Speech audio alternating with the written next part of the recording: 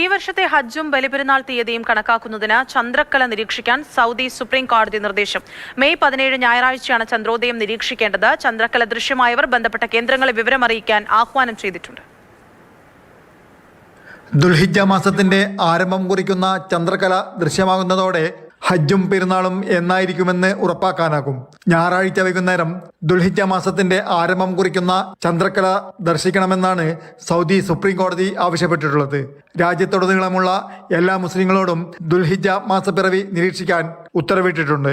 നഗ്ന നേത്രങ്ങൾ കൊണ്ടോ അല്ലെങ്കിൽ ബൈനോക്കുലർ ഉപയോഗിച്ചോ ചന്ദ്രക്കല നിരീക്ഷിക്കാവുന്നതാണ്. ചന്ദ്രക്കല ദൃശ്യമാകുന്നവർ സമീപത്തെ കോടതിയെ അറിയിച്ച് സാക്ഷ്യം രേഖപ്പെടുത്തണം. ചന്ദ്രക്കല ദർശനവുമായി ബന്ധപ്പെട്ട് രൂപീകരിച്ച പ്രാദേശിക കമ്മിറ്റികളുമായി സഹകരിച്ച് പങ്കാളികളാകുവാൻ താല്പര്യമുള്ളവരെ സൗദി സുപ്രീം കോടതി പ്രോത്സാഹിപ്പിക്കുകയും ചെയ്തിട്ടുണ്ട്. മുസ്ലിം സമൂഹത്തിന് ഉപകാരപ്രദമായ ദുൽഹിജ്ജ മാസപ്പിറവി കാണുവാനുള്ള മതപരമായ ഉത്തരവാദിത്തത്തിൽ എല്ലാവരും പങ്കുചേരണമെന്നും കോടതി അറിയിച്ചു.